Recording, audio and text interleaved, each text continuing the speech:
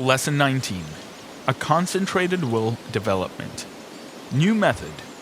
You will find in this chapter a most effective and most practical method of developing the will. You can develop a strong one if you want to. You can make your will a dynamo to draw to you untold power. Exercises are given which will, if practiced, strengthen your will, just as you would strengthen your muscles by athletic exercises. In starting to do anything, we must first commence with the elementary principles.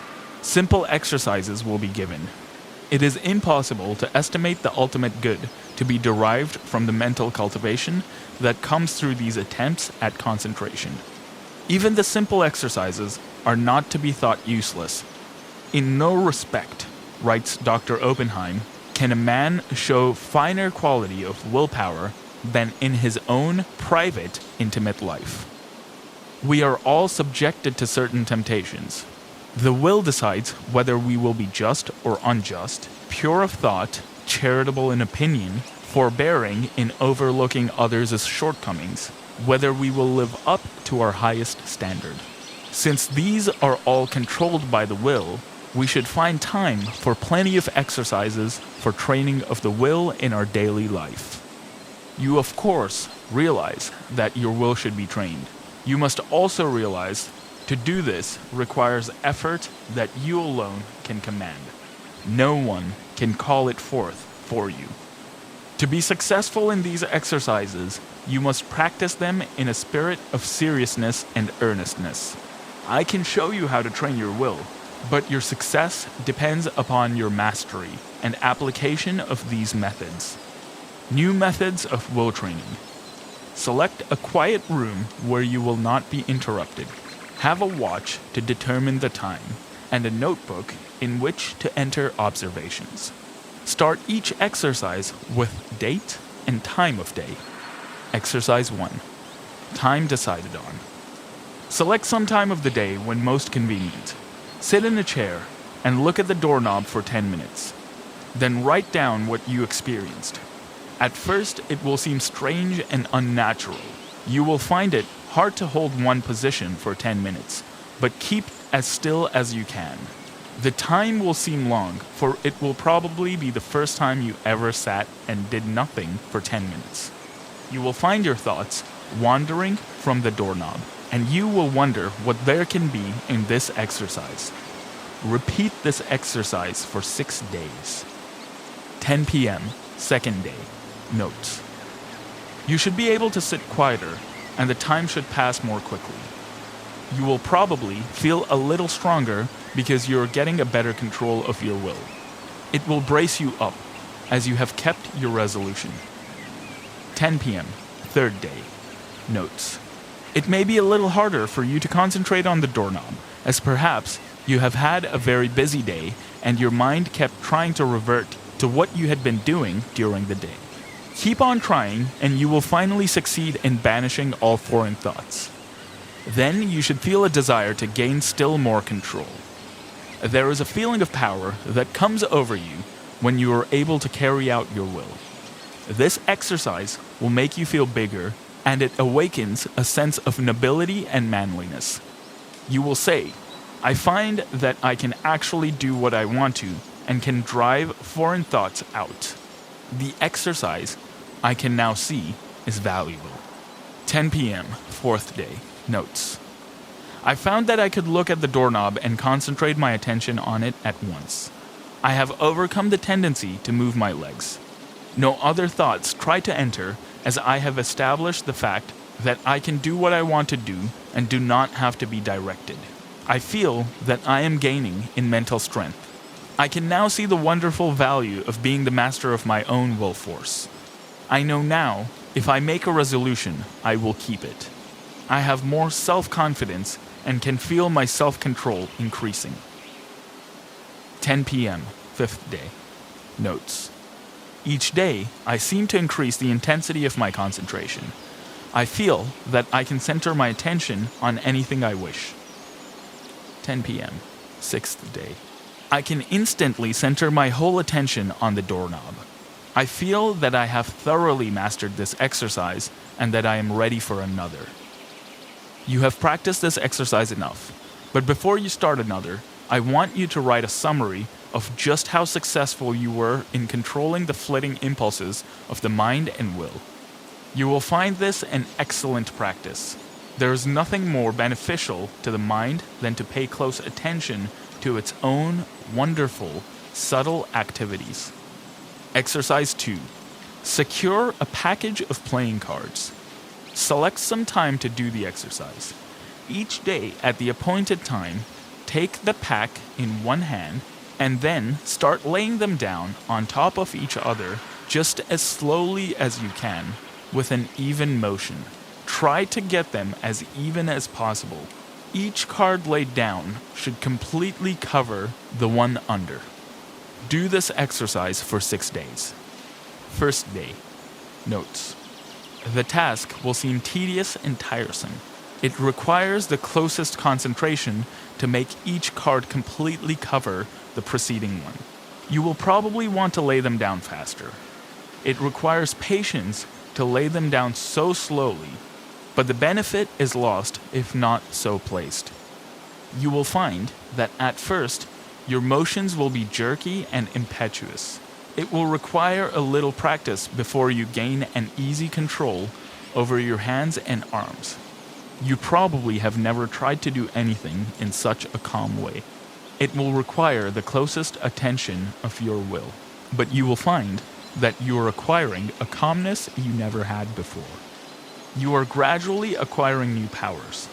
You recognize how impulsive and impetuous you have been, and how, by using your will, you can control your temperament. Second day. Notes. You start laying the cards down slowly. You will find that by practice, you can lay them down much faster. But you want to lay them down slowly, and therefore, you have to watch yourself. The slow, steady movement is wearisome. You will have to conquer the desire of wanting to hurry up. Soon, you will find that you can go slowly or fast at will. Third day. Notes. You still find it hard to go slowly. Your will urges you to go faster.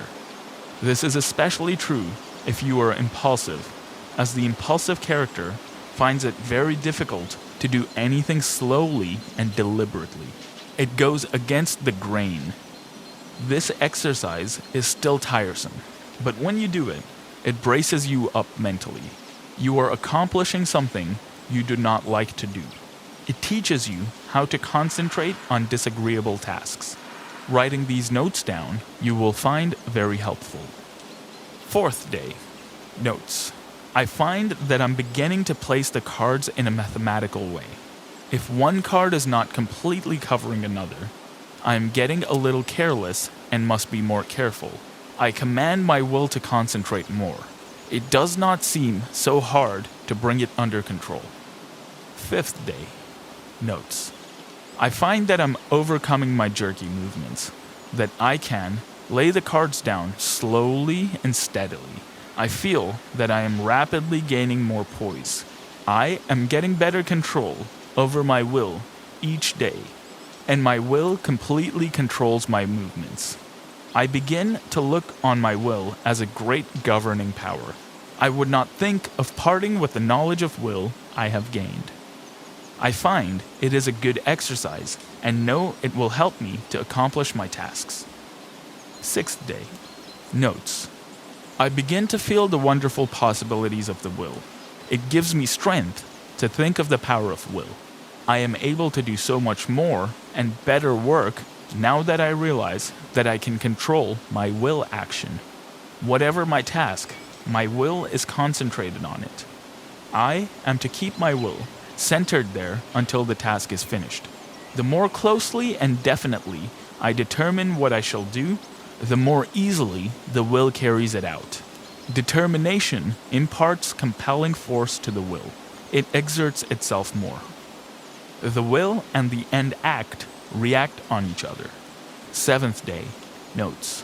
Now try to do everything you do today faster. Don't hurry or become nervous. Just try to do everything faster, but in a steady manner. You will find that the exercises you have practiced in retardation have steadied your nerves, and thereby made it possible to increase your speed. The will is under your command. Make it carry out resolutions rapidly. This is how you build up your self-control and your self-command. It is then that the human machine acts as its author dictates. You certainly should now be able to judge of the great benefit that comes from writing out your introspections each day. Of course, you will not have the exact experiences given in these examples, but some of these will fit your case. Be careful to study your experiences carefully and make as true a report as you can. Describe your feelings just as they seem to you.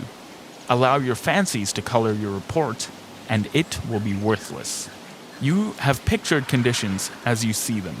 In a few months, if you again try the same exercises, you will find your report very much better. By these introspections, we learn to know ourselves better, and with this knowledge can wonderfully increase our efficiency. As you become used to writing out your report, it will be more accurate. You thus learn how to govern your impulses, activities, and weaknesses. Each person should try to plan exercises that will best fit his needs. If not convenient for you to practice exercises every day, take them 2 or 3 times a week, but carry out any plan you decide to try. If you cannot devote 10 minutes a day to the experiments, start with 5 minutes and gradually increase the time. The exercises given are only intended for examples. Will training without exercise. There are many people that do not want to take time to practice exercises, so the following instructions for training the will are given to them. By willing and realizing, the will grows. Therefore, the more you will, the more it grows and builds up power. No matter whether your task is big or small, make it a rule to accomplish it in order to fortify your will. Form the habit of focusing your will in all its strength upon the subject to be achieved. You form, in this way, the habit of getting a thing done, of carrying out some plan. You acquire the feeling of being able to accomplish that which lies before you, no matter what it is. This gives you confidence and a sense of power that you might get in no other way. You know when you make a resolution that you will keep it. You do not tackle new tasks in a half-hearted way, but with a bold, brave spirit. We know that the will is able to carry us over big obstacles. Knowing this, despair never claims us for a victim. We have wills and are going to use them with more and more intensity, thus giving us the power to make our resolutions stronger, our actions freer, and our lives finer and better. The education of the will should not be left to chance. It is only definite tasks that will render it energetic, ready, persevering, and consistent. The only way it can be done is by self-study and self-discipline. The cost is effort, time, and patience, but the returns are valuable. There are no magical processes leading to will development, but the development of your will works wonders for you because it gives you self-mastery, personal power, and energy of character. Concentration of the will to win. The adaptability of persons to their business environment is more a matter of determination than anything else. In this age, we hear a good deal of talk about a man's aptitudes. Some of his aptitudes, some of his powers, may be developed to a wonderful extent, but he is really an unknown quality until all his latent powers are developed to their highest possible extent. He may be a failure in one line and a big success in another. There are many successful men that did not succeed at what they first undertook, but they profited by their efforts in different directions, and this fitted them for higher things, whereas, had they refused to adjust themselves to their environment, the tide of progress would have swept them into oblivion. My one aim in all my works is to try and arouse in the individual the effort and determination to develop his full capacities, his highest possibilities. One thing I want you to realize at the start, that it is not so much ability as it is the will to do that counts. Ability is very plentiful, but organizing initiative and creative power are not plentiful. It is easy to get employees, but to get someone to train them is harder. Their abilities must be directed to the work they can do. They must be shown how, while at this work, to conserve their energy, and they must be taught to work in harmony with others. For most business concerns are dominated by a single personality. Concentrating on driving force within.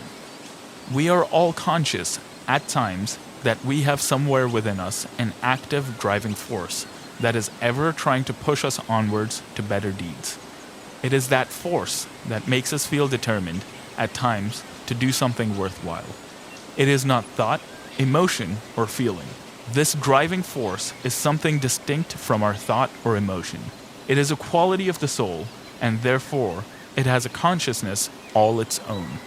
It is the I will do of the will. It is the force that makes the will concentrate. Many have felt this force working within them, driving them on to accomplish their tasks. All great men and women become conscious that the supreme and powerful force is their ally in carrying their great resolutions. This driving force is within all, but until you reach a certain stage, you do not become aware of it. It is most useful to the worthy. It springs up naturally without any thought of training. It comes unprovoked and leaves unnoticed. Just what this force is, we do not know. But we do know that it is what intensifies the will in demanding just and harmonious action. The ordinary human being, merely as merchandise, if he could be sold as a slave, would be worth $10,000. If somebody gave you a $5,000 old automobile, you would take very good care of it. You wouldn't put sand in the carburetor or mix water with the gasoline, drive it furiously over rough roads, or leave it out to freeze at night. Are you quite sure that you take care of your own body, your own health, your only real property, as well as you would take care of a $5,000 automobile if it were given to you? The man who mixes whiskey with his blood is more foolish than a man would be if he mixed water with gasoline in his car. You can get another car. You cannot get another body. The man who misses sleep, lives irregularly, bolts his food so that his blood supply is imperfect, that is a foolish man treating himself as he would not treat any other valuable piece of property. Do you try to talk with men and women who know more than you do, and do you listen rather than try to tell them what you know? There are 100,000 men of 50 and men of 60 running along in the old rut, any one of whom could get out of it and be counted among the successful men if only the spark could be found to explode the energy within them now going to waste. Each man must study and solve his own problem.